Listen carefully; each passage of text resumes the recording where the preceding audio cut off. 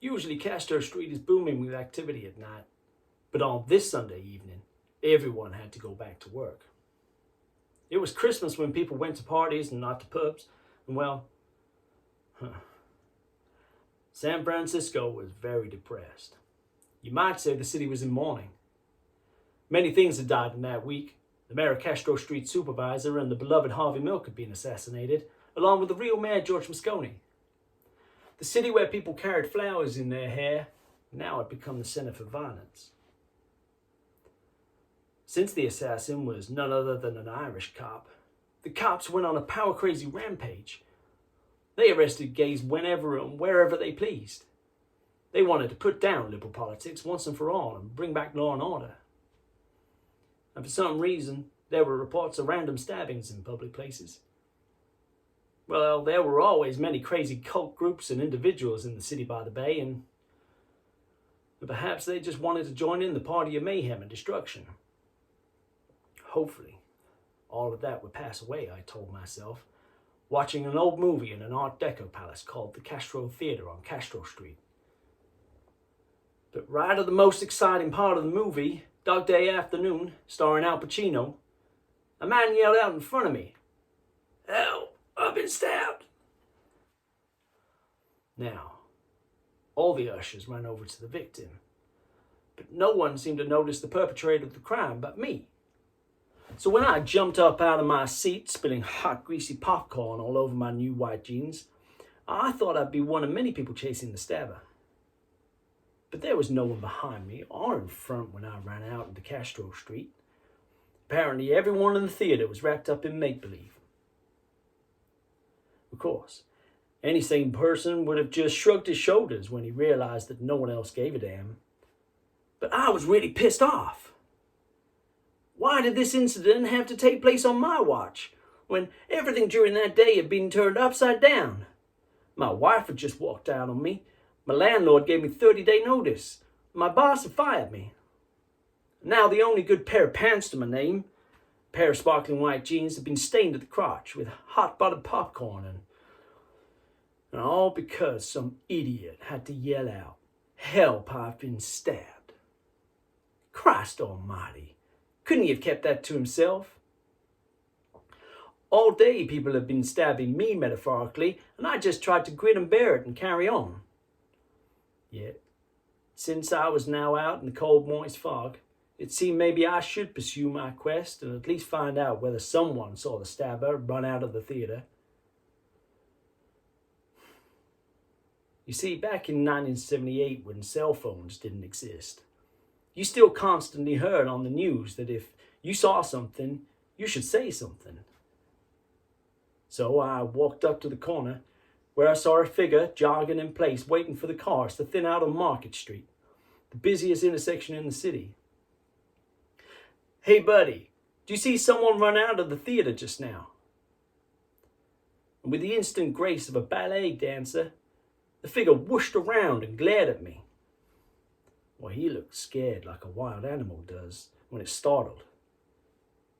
But I was the one at a disadvantage. For this man stood a foot taller than me, had broad shoulders, and breathed heavily like a bear does when it stands up straight. "Hey ma'am, what the fuck you want?" he said in a deep baritone voice that was raspy and raw. Then he took a couple of deep sniffs through his nose, like a cocaine user does, just before his nerves break down into a violent outburst.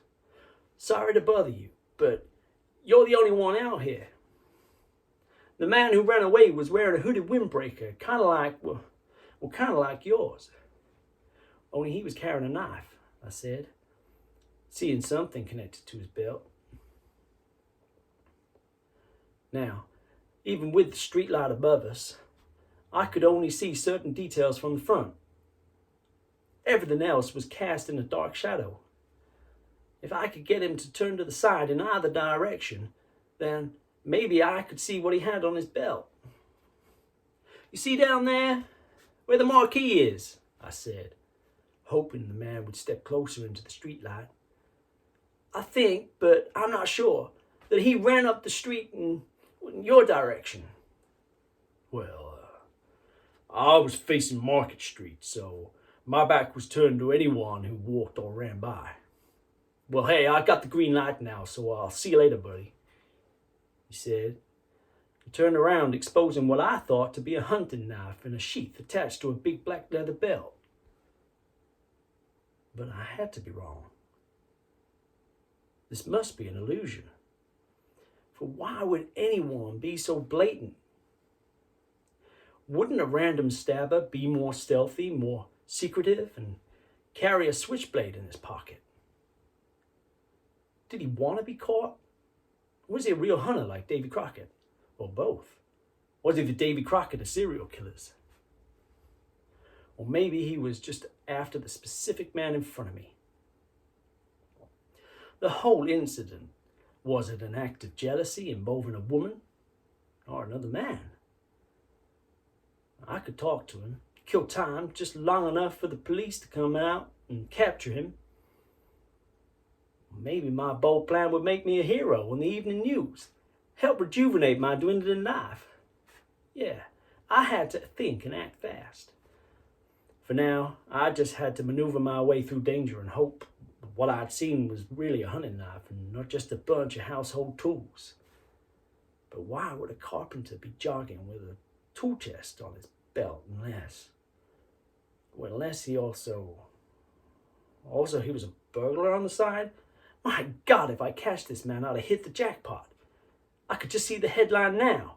Random stabber / burglar caught by eyewitness man. And below there'd be a picture of me with a big cheesy smile, holding the stabber's very own knife in my hand.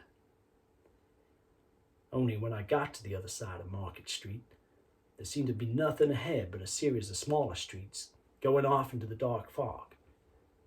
However, the harder I squinted through the fog, the more I saw the same man leaning under a street lamp, motioning me to come over. Was this another illusion that turned out to be true? Or really a true fake brought on by my own stress? Would I walk up to the street lamp and find no one? Or would he be there, mug me, take my wallet, and then stab me to death? Or did he need my advice and help? I glanced back at Castro Street. It now seemed so far away from the 4-lane boulevard I just ran across to an area that was desolate and foreboding. Should I try and run back, darting my way through the streaming onslaught of cars, or find out what the man under the streetlight wanted, or whatever it was I saw in the dark, dank night? Well, when you're at the last rung on a ladder, all you can do is take the next final step down and see if you have any ground to stand on. So I slowly took baby steps over to the figure, ready to run in the opposite direction. Then, what I thought was an illusion became a fact. From the corner of my eye, I did spot an actual foot-long hunting knife in a sheath attached to a big wide belt. Look, buddy, I know you're not a jogger because... and then I became tongue-tied and looked down at his feet. Because you're wearing working boots, I said. I looked back at him. And they're far too clunky. No jogger would be wearing working boots. The man then whipped out his hunting knife, like one of the Three Musketeers, wrapped his arm over my throat, and pointed the tip of his hunting knife at my chest. And all I could do was ramble on while constantly looking down at his weapon. You just got a little excited at the end of the movie. Hell, I got so excited I jumped up and got hot buttered popcorn all over my new jeans. The stabber bent his head down to take a closer look, and then he released his grip, walked around me, took a few steps back, and then smiled, and then broke down into uproarious waves of laughter. Man, that looks ridiculous. That stain on your crotch looks like a bullseye on a dartboard. Only your bullseye's the biggest motherfucking bullseye in the whole wide world. I bent down and saw that the streetlight had captured and illuminated my greasy stain, as if it were under a microscope. I gave him an awkward and pathetic smile. I also mustered up feeble laughter, pretending I found my state as amusing as he did. True, I could have just as easily turned around while he was still laughing and make a go of it. But then he could stab me in the back. And besides, I wanted to be a hero. I wanted to make the headlines in the morning newspaper.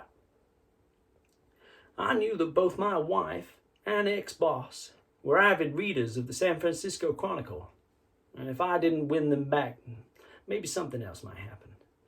Maybe someone might want to make a movie out of this heroic act.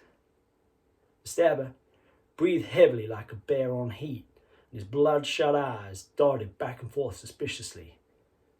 "Hey man, what do you really want?" he said.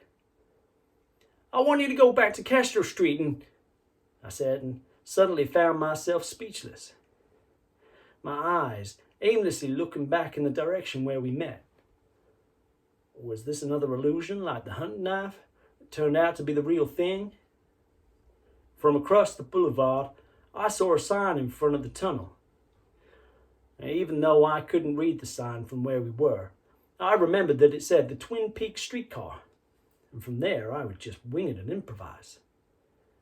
"Hey buddy, see the streetcar across from us?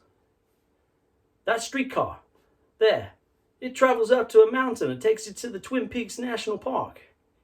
You can hide out there tonight, and if you get hungry, you can kill a coyote or mountain lion with your hunting knife.